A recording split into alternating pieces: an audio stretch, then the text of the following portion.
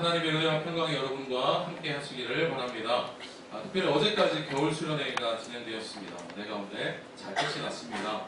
참여하신 분들과 또 가지 못했지만 또 마음으로 또 기도함으로 함께 해주신 분들 모두 감사드립니다. 그 겨울 수련회 때 있었던 그 은혜들이 우리 모두의 은혜가 될 수 있기를 바랍니다. 우리 함께 인사하였으면 좋겠습니다. 오늘 이렇게 좀 인사할까요? 하나님에 대하여는 약하고 세상에 대하여는 강하게 살아갑시다. 좀 길지만 함께 인사합시다. 하나님에 대하여는 약하고 세상에 대하여 강하게 살아갑시다.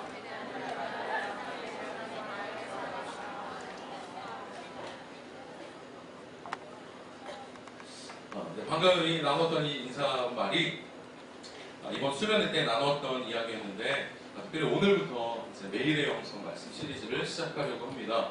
매일의 영성을 추구하려는 우리 모두가 이러한 삶을 살게 될 줄로 믿습니다. 제가 아침에 출근을 하잖아요. 출근을 하면 꼭 해야만 하는 의식이 하나가 있습니다. 현관에서 제가 옷 딱 입고 현관에서 신발 딱 신고 이렇게 있으면 바로 나가면 안 돼요. 그 현관에서 딱 기다리고 있어야 됩니다. 그러면 우리 딸이 이렇게 현이가 이렇게 딱 와서 이렇게 딱 서요. 그러면 이렇게 딱 서서 우 해요. 거기다 뽀뽀를 해줘야 돼요. 이렇게 1단계 뽀뽀를 해주고 그러면 이제 하윤이가 아빠 먹을 거 없어요? 이렇게 물어봐요. 되게 뜬금없죠. 이렇게 출근하는 사람한테 아빠 먹을 거 없어요? 이렇게 물어봤는데 얘가 왜 그랬는지 모르겠는데 어느 날 갑자기 뜬금없이 그걸 물어본다. 아침에 일어나서 배가 고팠는지 뭔지 모르겠는데 먹을 거 없어요? 그래. 제가 하도 어이가 없어서 막 웃었어요. 그랬더니 얘가 그게 또 재밌었나 봐요. 그러니까 그 다음부터 계속 나갈 때마다 아빠 먹을 거 없어요? 의식적으로 이렇게 물어보는 거예요. 그러니까 이게 정말 먹을 게 있느냐 없느냐를 물어보는 게 아니죠, 지금은 이제. 그러니까 왜 이렇게 방송국 하루 시작할 때 애국가 부르고 시작하잖아요? 그거랑 똑같은 거예요. 그러니까 하연이가 그냥 뽀뽀한 다음에는 먹을 거 없어요? 이렇게 물어봐요. 그러면 하연이 먹을 거 없으니까 먹을 거 없어? 이렇게 얘기를 해줍니다. 그러면 하연이가 이제 그때서야 이제 잘 다녀오세요. 배꼽 인사를 이렇게 딱 해요. 이게 아침 출근할 때마다 해야만 하는 의식 중에 하나입니다.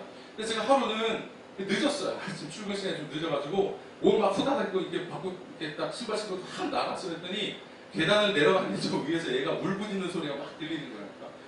그게 왜 그러냐 해서 전화해봤더니 왜 그걸 안 하고 가지고 애를 울리냐고 막 저를 타박을 하는 거니까 얘한테는 그게 아침에 정말 뭔가 이렇게 있는 의식 중에 하나입니다. 그래서 제가 그 다음부터는 조금 늦어도 내가 반드시 하고요. 가정의 평화를 위해서 반드시 이거를 제가 하고 가야 합니다. 여러분 습관이라고 하는 것은 참 무섭죠. 어쩌면 아무것도 아니고 아무런 의미가 없어 보이는 일들일 수 있습니다. 그러나 사람은 습관에 따라서 움직이죠. 그러니까 무의식적으로 어떤 일을 하기도 하고 또 그 습관 때문에 다양한 어떤 결과를 낳기도 합니다. 자, 오늘 본문은 아니지만 이 누가복음에 나오는 한 가지 이야기를 좀 나눠보죠.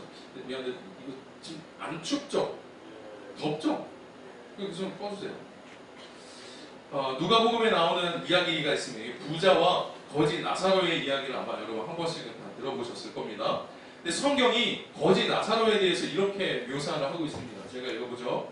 한편 그 집 대문 앞에는 나사로라는 부스럼 투성이의 거지가 누워 있었다. 그가 부자의 식탁에서 떨어지는 부스러기로 줄임배를 채우려 하자 심지어 개들까지 와서 그의 헌대를 핥았다. 이렇게 말합니다. 여러분 이 지금 거지 나사로의 상황이 심각해 보입니다.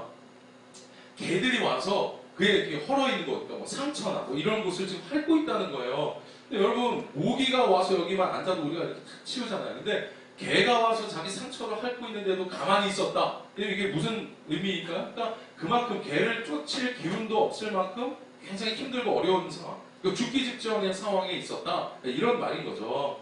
자, 그런데 이 집 주인이 이 사실을 알지 못합니다.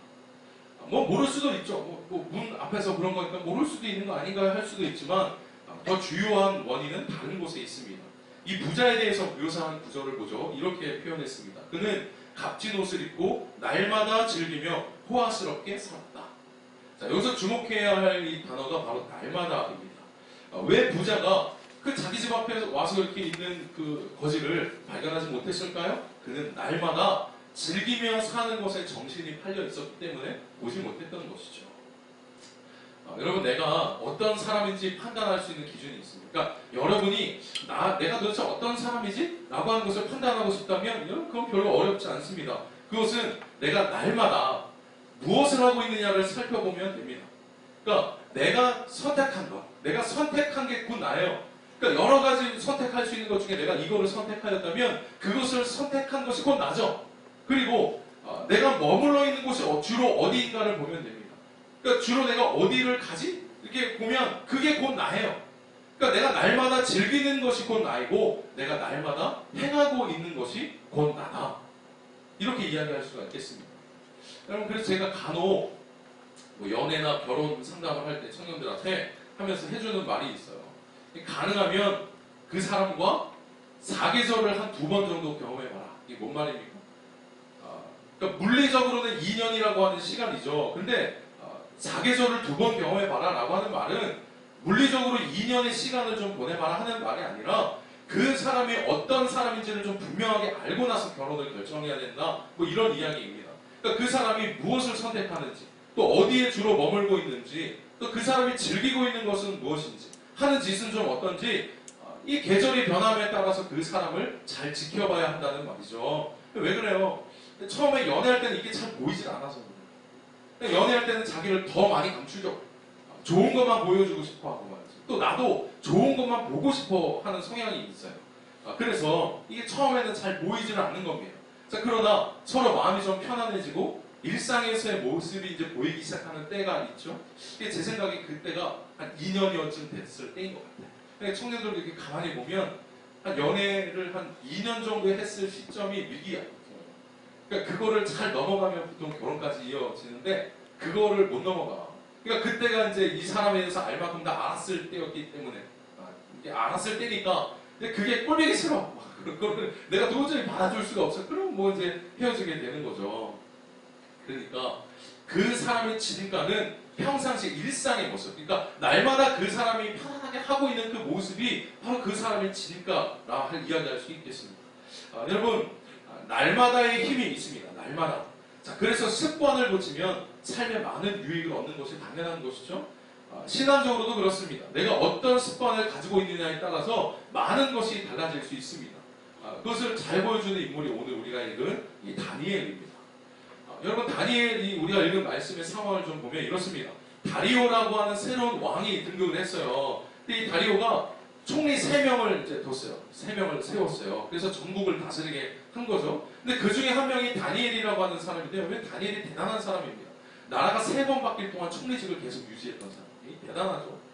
근데 지금 이제 마침 이게 다리오라고 하는 인물이 역사적으로 누구냐에 대한 아직 논쟁이 좀 있긴 하지만 어쨌든 새로운 왕이 딱 들어서는 이 다니엘이 계속해서 총리직을 유지할 만큼 이 사람이 유능했다는 뜻이에요. 근데 다니엘은 그 고장 사람도 아니고 이방인으로 와서 총리직에 올라가 있는 사람이에요. 그러니까 다른 사람들의 미움과 시기와 질투를 이제 받았던 것이죠. 자, 그래서 이 주변에 있었던 사람들이 다니엘을 좀 무너뜨리고 싶은 거예요. 그래서 꼬투리를 좀 잡아보려고 이케스럽게 방도를 좀 찾아보는데 잘 안 돼.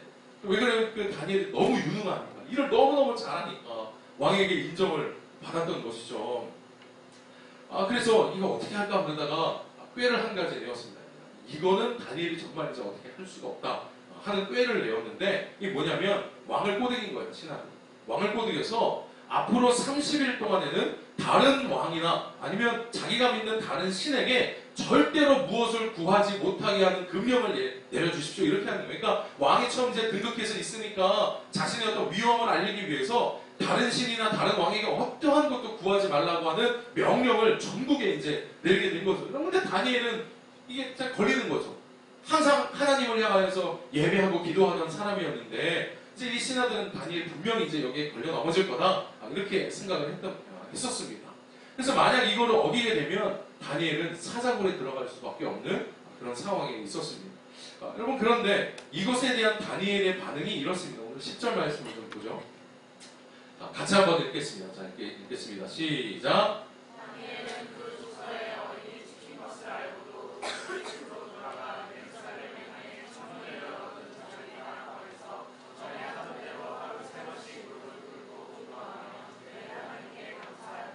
네, 참 대단하죠? 다니엘은 지금 죽을 위기에 처해져 있는 겁니다. 그렇다고 자기가 이걸 물러서겠냐? 그냥 30일만 참자 하겠냐? 지금 그런 것도 아닌 거예요. 그러니까 지금 자기가 죽게 된 상황이 벌어졌어요. 여러분 만약에 이런 상황이 벌어졌으면 여러분 어떻게 하실래요? 우리의 삶에 어떤 조그만 어떤 몇 가지 문제만 벌어져도 절실해지잖아요. 근데 지금 죽을 위기에 처해져 있는데 다니엘의 모습을 보면 별로 뭐 그렇게 특별할 게 없어요. 자기가 죽게 됐다고 더 특별하게 기도를 했느냐? 아닙니다. 다니엘은 그냥 전에 항상 하던 대로 즉 자신이 날마다 했던 것을 그냥 오늘도 물론 그 일이 벌어지긴 했지만 오늘도 날마다 그 똑같은 일을 했던 거예요. 그렇게 하나님께 하나님 그 창문을 열어놓고 기도했던 일들을 날마다 했던 것이죠. 여러분 우리가 어떤 위기를 만나서 그것을 계기로 해서 하나님을 찾는다. 그럼 이것도 나쁜 것은 아닙니다. 여러분 그러나 그게 좋은 계기가 될 수는 있겠지만 그것을 성숙한 믿음이라고 할 수는 없어요. 그러니까 위기가 있어야만 내가 하나님을 찾는다는 것은 물론 안 찾는 것보다는 낫겠지만 그것을 성숙하다 이렇게 말할 수는 없는 거죠. 다니엘을 한번 좀 보십시오. 여러분 그가 지금 죽을 위기에 처해져 있지만 그가 어디 뭐 울었다 하는 말이 있습니까? 아니면 뭐 탄식하면서 기도했다 뭐 이런 말이 있습니까? 없어요. 두려움에 떨었다 뭐 이런 말이 나오질 않아. 그러니까 다니엘은 그 일이 벌어졌지만 여전히 하던 대로 날마다 하던 대로 와서 창문 열어놓고 예루살렘을 향하여서 기도했던 거예요. 초연하죠. 위기였지만 평안함을 유지했죠. 뭐 이렇게 떨거나 뭐 호들갑스럽지만 아주 그냥 그 평안함을 계속 유지하고 있죠. 그리고 여러분 심지어 오늘 읽진 않았지만 결국 다니엘이 사자굴에 던져집니다. 근데 참 재밌는 게 지금 안 달라야 될 사람이 누굽니까? 다니엘이 안 달라야 되는 거죠. 설마 왕이 나를 정말 내가 이렇게 유능한데 던지겠어? 설마 하겠어? 근데 진짜 던져졌어요. 그러면 안 달라야 될 사람은 지금 다니엘이 안 달라야 되는데 아니에요. 이 뒷부분의 이야기를 보면 왕이 안 달라. 사자굴에 던졌는데 왕이 지금 안 달라져 있는 거예요. 18절 말씀을 좀 보죠. 제가 읽겠습니다. 왕이 궁에 돌아가서는 밤이 새도록 금식하고 그 앞에 오락을 그치고 잠자기를 마다하니라. 이게 되게 웃기죠. 지금 왕은 그냥 왕이에요. 근데 뭐 왕이 뭐 그런 거 뭐 있어. 신하 한 명 그렇게 된 게. 근데 지금 다니엘이 너무 아까운 거예요. 그러니까 내가 이 왕의 자존심이 있어서 던지긴 했죠. 어떻게. 왕이 명령을 내렸는데 바로 그렇게 걸려갖고 오늘 어떻게 봐주겠다. 그러니까 자존심이 있어서 던져놓긴 했는데 아무리 둘러봐도 다니엘만한 사람 이게 지금 여기 좀 이따가 우리 다 리더들 모여서 기도하고 안수해야 되겠어. 누가 씌었나 봐. 아무리 둘러봐도 다니엘만한 인재가 없는 거야. 그러니까 왕이 지금 안 답해놨어. 그래서 그 왕이 금식을 다니엘 금식 안 했어. 왕이 금식을 해. 왕이 오락하던 것을 야 놀던 거 다 끝내. 왕이 오락을 그치고 여기 뭐라 그래? 잠자기까지 마다합니다. 이렇게 잠도 못 잘 정도였어. 그냥 한번 봐줬어야 되는데 후회하고 있는 것이죠. 여러분 그래서 이 일의 결말이 어떻게 된지 아십니까? 왕이 새벽에 잠도 못 자고 계속 뒤척뒤척거리다가 참다 못하고 새벽이 되어서 그 다니엘을 던져놓은 사자굴로 달려가서 죽었겠지. 여러분 사자굴이 무슨 이렇게 동물원에서 보듯이 이렇게 철창에 그거 아니 위협 정도 하는 게 아니라 며칠씩 굶은 사자굴에다 집어넣는 거예요. 그러니까 가자마자 거의 뭐 이제 죽는 거죠. 왕이 뭐 기대하고 갔겠어요? 죽었지. 근데 너무 안타까우니까 지금 새벽에 일어나자마자 간 거예요. 그래갖고 하는 말이 불러. 거기 죽었을 텐데 분명히 불러. 다니엘아 혹시 네가 믿는 하나님이 너를 살려주시지는 않았느냐? 이게 진짜 상황이 그렇게 되는 거야. 진짜 웃기죠? 기대한 게 아니었어요. 근데 기대도 안 했는데 정말로 거기서 다니엘이 밑에서 외치는 거야. 왕이여 만수무강하소서 하고 있는 거야. 아니, 상황이 너무 웃기잖아. 그러면서 이렇게 얘기하는 거예요. 하나님이 지켜주셔서 제가 상하지 않았습니다. 하나님이 어제 천사를 보내셔서 사자의 입을 봉하셨습니다. 제가 안전합니다. 살아있습니다. 하는 거예요. 이 왕이 이 말을 듣고 왕이 너무 기쁜 거야. 그래가지고 다니엘을 사자굴에서 꺼내서 야 다니엘 모함한 놈들 다 나와 해가지고 그 사람들을 다 사자굴에다 던져넣었어. 들어가자마자 죽었어. 여러분 저는 다니엘이 이런 상황 속에서도 평안할 수 있었던 비결이 무엇이었는지 저는 압니다. 왜 이렇게 평안할 수 있었을까? 그에게 있었던 힘은 다니엘이 원래 담대해. 성격이 원래 불같고 뭐 이런 건 여러분 아니에요. 아까 말했죠. 전에 하던 대로 기도했다. 다니엘이 한 것은 전에 하던 대로 기도한 것밖에 없어요. 그러니까 다니엘이 가지고 있는 힘이 뭐예요? 날마다의 힘을 가지고 있었다는 거예요. 그러니까 일상에서 하나님을 찾았던 것, 그게 다니엘이 힘이 되었다라고 하는 거예요. 날마다의 힘, 이게 다니엘이 가지고 있었던 힘이었어요. 여러분 이 말을 좀 바꿔보죠. 다니엘, 전이에요. 다니엘이 가지고 있었던, 여러분 이 말을 좀 잘 기억했으면 좋겠어요. 다니엘은 특별 이벤트 영성이 아니야. 스페셜 이벤트 스피리추얼리티가 아니에요. 무슨 특별한 일이 있어야만 하나님을 찾거나 어떤 특별한 뭐가 있어서야 내가 거기서 하나님께 다시 돌아간다거나, 여러분 이런 영성이 아니었어요. 다니엘이 갖고 있었던 영성이 뭡니까? 스페셜 이벤트가 아니라 데일리. 매일 그가 하던 것이 그에게 힘이 되었다는 거예요. 그게 다니엘에게 평안함을 유지할 수 있었던 비결이었다는 거예요. 여러분, 다니엘의 힘의 비결은 특별한 때 무릎을 꿇는 것이 아니라 매일 하나님께 무릎을 꿇은 것이 다니엘에게 힘이 되었단 말이에요. 여러분 이 말을 잘 들으세요. 우리가 어떤 특별한 어려움이 있거나 이벤트가 있어서 그때 하나님을 찾는 거, 여러분 그렇게라도 하면 다행이지만 그게 힘이 안 된다니까. 우리가 언제까지 안달복달 하면서 말이죠, 발등에 불 떨어져서 와서 내 진짜 제일 기도하기 힘든 사람이 그런 사람이에요.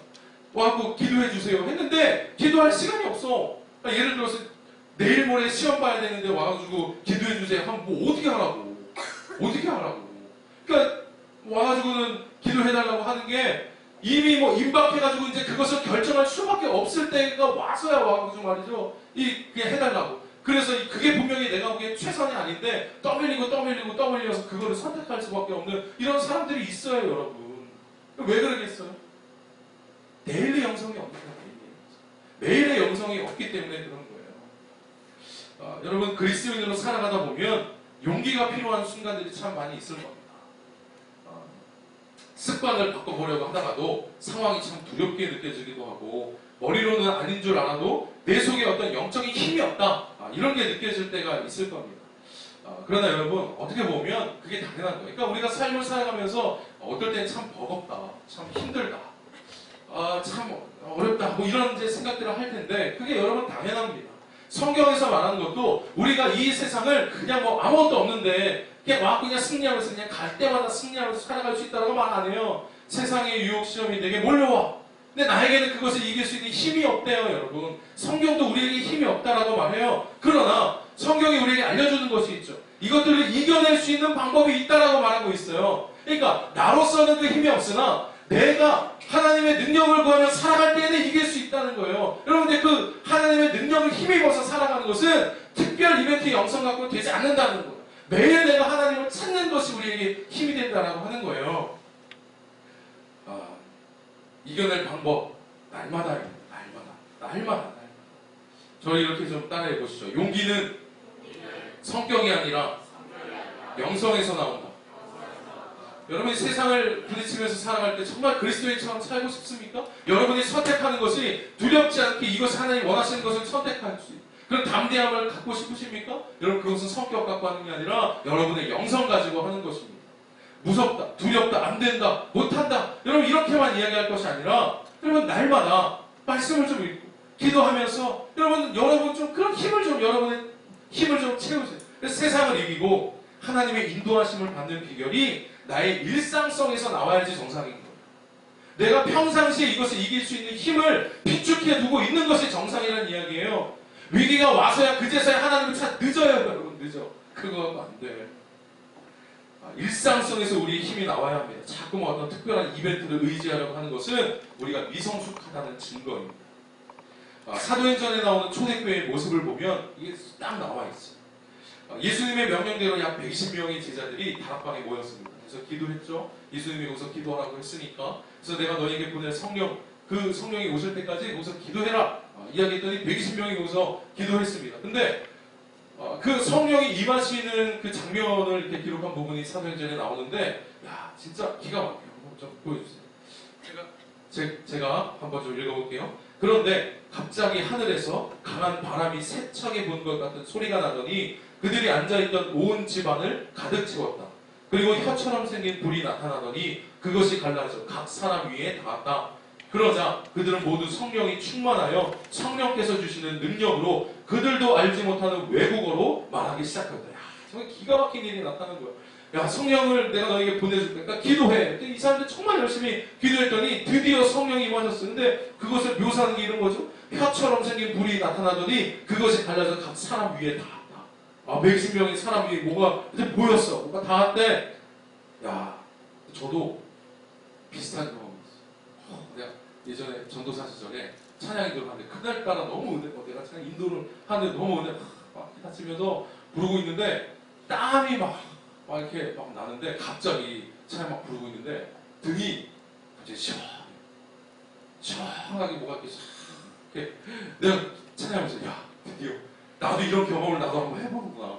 야, 어떻게 진짜 너무 시원해. 막 땀 흘리고 있었는데 갑자기 바람이 막 오면서 나도 드디어 성령 체험이 이런 건가? 했더니 뭘 했더니 뒤에 어떤 애가 문 열었어.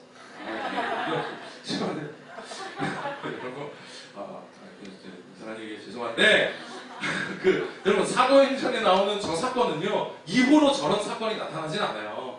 그러니까 왜 그럼 불의 혀처럼 갈라지는 것이 각 사람에게 닿고 바람 소리가 들리고 거기 있었던 사람들이 외국어로 막 방언하기 시작한다. 그래서 실제로 예를 들어 일본 사람 와 있는데 나는 일본어를 못하는데 일본어로 막 이야기하는 막 이런 일들이 벌어졌어요. 여러분 근데 성령이 임하면 무조건 이런 일이 벌어지는 게 아니라 그럼 왜 이때는 그랬느냐? 하나님께서 내가 너에게 성령을 보내시겠다라고 했던 게 최초의 사건이에요. 이게 그러니까 그것을 가시적으로 보여주신 사건이 되는 거죠. 여러분 이거야말로 특별한 이벤트인 거지 이게 일상적인 일은 아니라고 하는 거예요.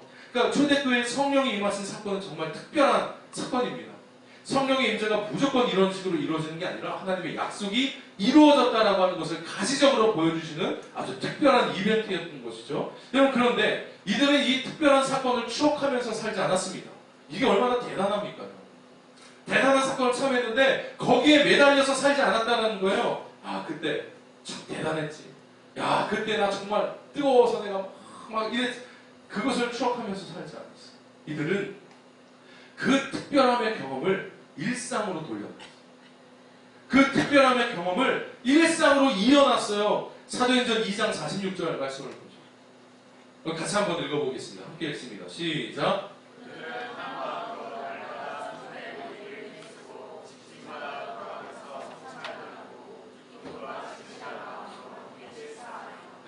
여러분 만약에 그들이 그 특별한 어떤 그 이벤트 같은 그 체험을 계속해서 사모했으면 계속 그것만 아마 구하고 있었을 거예요. 근데 그렇지 않았다는 거예요. 그들은 그 특별함의 경험을 시작으로 해서 일상의 삶을 살아갔어요. 그것이 뭐예요? 그들은 한 마음으로 뭐예요? 날마다 성전에 모이기를 힘쓰고 여러분 성전에 모이기를 힘썼다는 거는 그냥 교회 한번 갔다가 밟고 왔다는 게 아니라 성전에 모여서 함께 말씀을 나누고 함께 기도했다는 이야기. 그리고 성찬을 나눴다는 얘기예요. 말씀을 연구하면서 함께 그 교제를 나누면서 즐거워했다는 이야기입니다. 그러니까 처음 특별했던 경험이 일상의 영성으로 이어졌다는 거예요. 여러분 이거를 잘 기억해 주셨으면 좋겠어요. 여러분에게도 그런 사건들이 있죠. 언젠가 예수님을 만나고 내가 이제 하나님의 자녀입니다 선언했던 그런 사건들이 여러분 있었을 거예요. 그게 강렬하게 남아있는 사건이 있어요. 저에게도 그런 일들이 있습니다. 여러분 그러나 우리가 그것을 추억하며 살아가거나 1년 지나서 이걸 까먹었어요. 이 은혜를 다 까먹었어요. 그래서 내가 다시 회복하려고 그 자리, 그 장소를 찾아 여러분 물론 노력은 가상하지만 이렇게 해서는 안 된다는 거예요. 일상의 영성으로 이어질 수 있어야죠. 이렇게 일상의 영성이 그들의 습관이 되었어요. 그 처음에 특별했던 경험이 날마다 모여서 이제 말씀과 기도로 살아가는 삶을 살기 시작하니까 여러분 이들에게 놀라운 일들이 일어나기 시작했어요. 이들이 용기를 발휘하며 살아가고 있어요. 이제는 뭐 특별하게 하나님을 구하고 뭐하고 여러분 그런 거 없어. 이 뒤에 사도들의 이야기를 보면 그것이 그냥 일상이 되어서 이들이 살아가는 모습을 보면 기가 막혀요. 이들이 복음을 전하는 일 때문에 공회의 미움을 사서 잡혀갔어. 감옥에 갇혔어요. 그래서 이들이 이렇게 이야기합니다. 이 부분을 기록한 부분을 좀 보죠. 사도행전 5장 40절 말씀에 이렇게 나와 있어요. 그들이 이제 잡아놓은 사람들이 말하는 거죠. 자, 의회는 가말리엘이 권하는 말을 받아들여 사도들을 불러다가 매질했대. 매질. 여러분 회초리 정도 때리는 수준이 아니에요. 그 이스라엘에 있는 형벌 이런 거면 바울 사도가 가끔 그런 이야기해요. 내가 40에서 하나 가만 매질을 몇 번 맞았다 이 이야기예요. 그러니까 뭐야? 40에서 하나 빼니까 39대. 왜 그랬냐면 40대 맞으면 죽으니까 그래요.